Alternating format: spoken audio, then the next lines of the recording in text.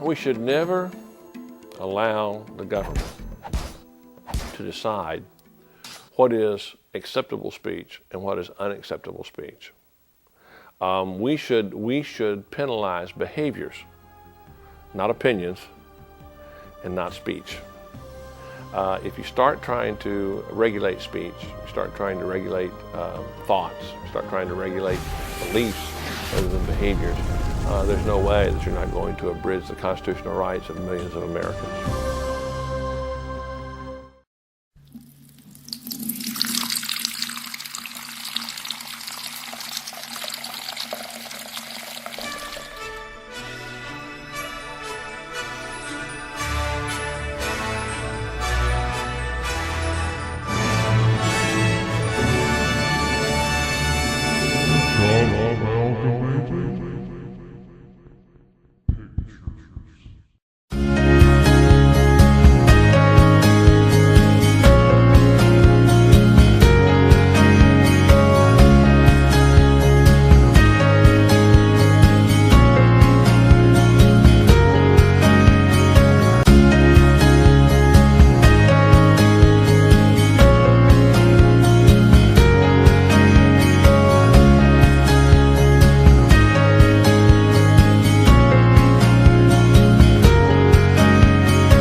Gender-neutral network exclusive special, disproving the rumors of clothing for males since the earliest records were kept.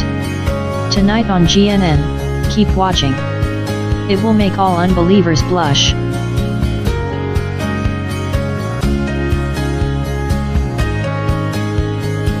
Keep watching. The Cutie Boys Fashion Seminar is coming up next on most of these gender-neutral network outlets.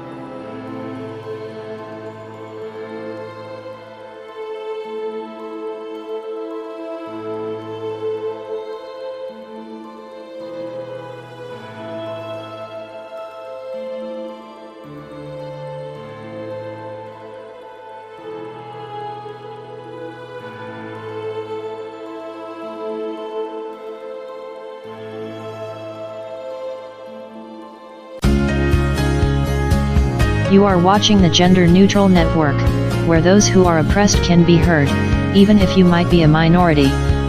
Coming up next, your local news and world report update. Stay tuned for more entertaining programs from GNN, the Gender Neutral Network. Later, the Cutie Boys fashion show will give more beautiful styles for your male slave or child. Get ready to pick up your phones to be the first on your block to have the latest fashions.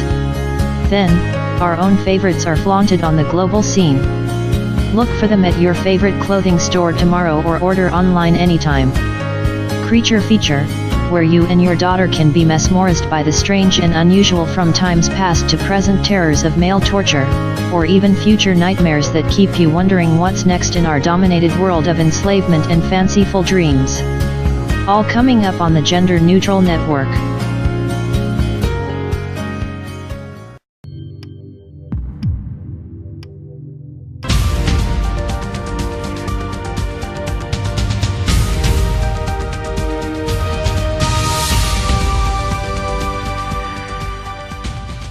Good afternoon, ladies and gentlemen. This is your World Update report today. We're discussing, as you've probably already recognized, about how tough it is for us ladies in the world we live in. Many reports are coming in of the relative distrust and dissatisfaction that many women feel towards the way their slaves are actually trained, and also we're getting reports that they're unsatisfactorily upset at how their male children are mistreated in their classes. Of course, all of this is to help them in their everyday lives to understand their position and their place in society. And we're obviously getting newer and newer information from various government reporting agencies about this.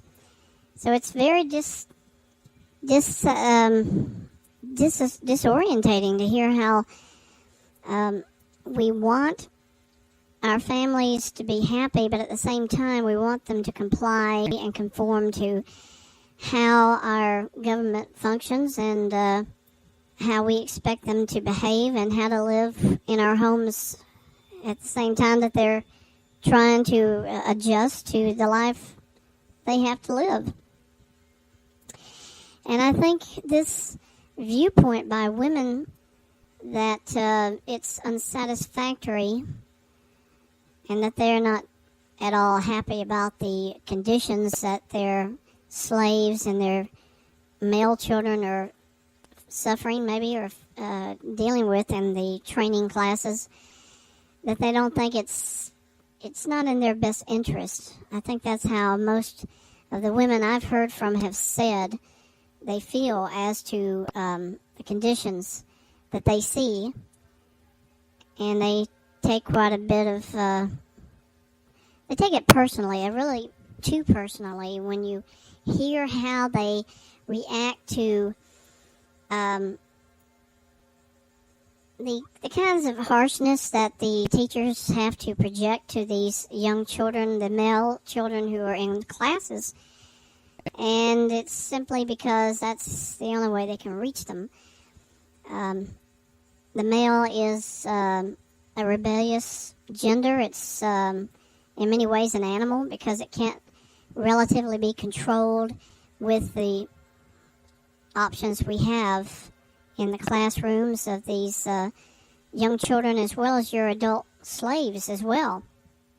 So these are things that may look really harsh and just over the top as far as how you train a male, whether an adult or a child, but this is the only way it's ever worked in the past. So we can report to everybody that, yes, we are hearing your concerns, but there isn't much of anything else we can do to maintain control. In other stories today, we've got an update for all of you who are really concerned and writing or emailing us back about the status of this young child. His name is Jason McRich. There was a turquoise emergency alert announcement the other day about this child's disappearance from his home, and we tried in the process of getting information about him from his guardian mother as well as the foster children's agency about who he is and how long he had been with this family.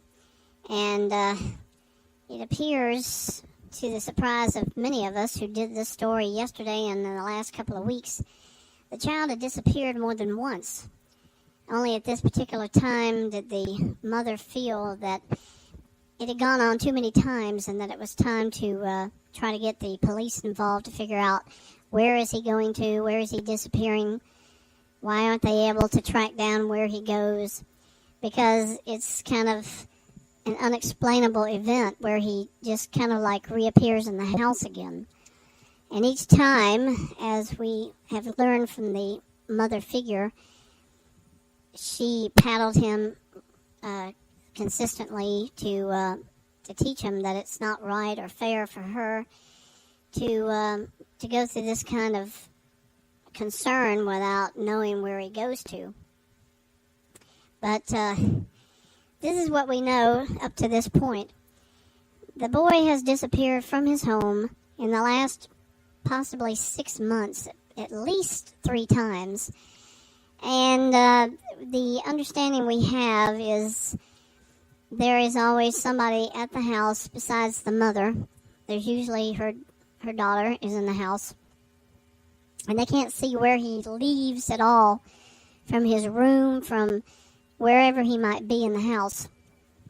And they have taken him in for interrogation as well, because they perhaps think that using whatever interrogation procedures we use against the male slave of the home, it works. They can usually pry into the child's mental subconscious mind and pry out any facts that perhaps they're not willing to talk about with an authoritative figure while they're there.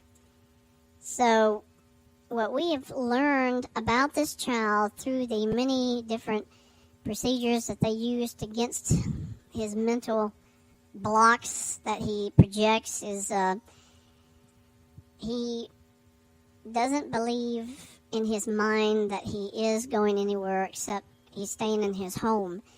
In other words, there is obviously some mind blockability on the part of the child that we haven't determined exactly of what is happening in this situation. We are under the impression from these reports that the child possibly might be from another territory in another part of the world where perhaps children there are developed differently than they do here in Central City, and that's why he's able to evade our mind scans. We can't determine why he does these things, and then we cannot interpret what's going on. Why is he able to do that?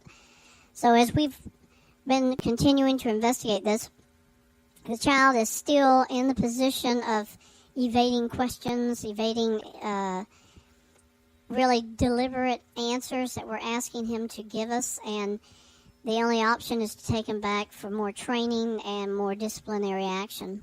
On the weather front today, we have some really, really striking situation going on. There is an evident scenario of power surges going on because of the excessive heat wave we're experiencing. All information is right at this time there are numerous power outages all over Central City and the other outlying districts. This is obviously caused by the fact that many of us are using our electric appliances such as air conditioning to keep us cool. And the government's asking us, please restrain from using excessive power outlet usage. The local river, where most people go to have fun, is overcrowded because of the heat. Male slaves have had an increase in attacks against people because of this heat wave, and they are being castrated as a result to control these outbursts that they are committing against average citizens. The emergency rooms of the hospital are overcrowded. We're being told they're at maximum capacity, so please, if you don't have to come, don't. And again, to emphasize, the government is asking all citizens, please conserve your power usage at all possible. Don't use it unless you have to, and be sure to drink plenty of fluids as this heat wave continues.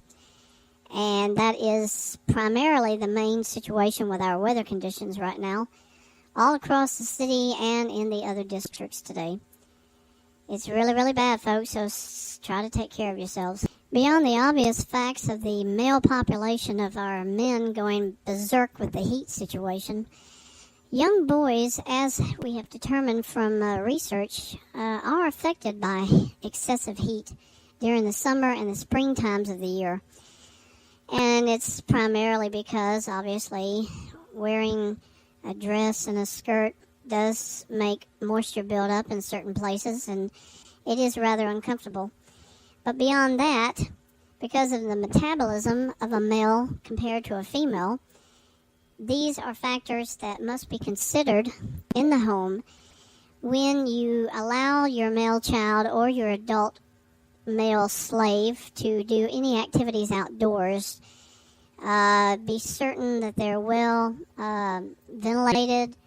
Have them wear as loosely fitting skirts or dresses as possible. This helps to keep their body temperatures down, and hopefully it will restrain them from any further acts of violence that we're seeing by especially the male slave populations of our city.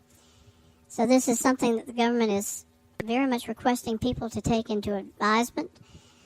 Control what your boy does or your male slave does in public. And be certain that you watch him closely. And we know that boys can find things to wear that do keep them cool. Well, to complete this news update for all of you watching this afternoon on the Gender Neutral Network, we're going to be having a lot more fun this afternoon with those wonderful fashions that we keep broadcasting in the afternoons and the evenings on these really remarkable technological advancements in material and fabric manipulation. We're seeing all of these cutie boy fashions being released by the government, and they're going so fast on our show about their fashions. You're ordering them online, by phone, and it's just been an incredible response we're seeing by the public, and it's really encouraging to us that women are starting to take some interest in what their male slave and their male child believe and what they think. Because if we can get them to comply to what we want, it makes your whole household much happier. Everybody is more complacently in agreement with each other. We don't have one gender fighting against the other, and it really is just that lack of communication, reaching out and showing that you control them, but you also want them to feel that they are respected. And that's why you obviously buy these things for your male, because you want to show them that you do have concern for them.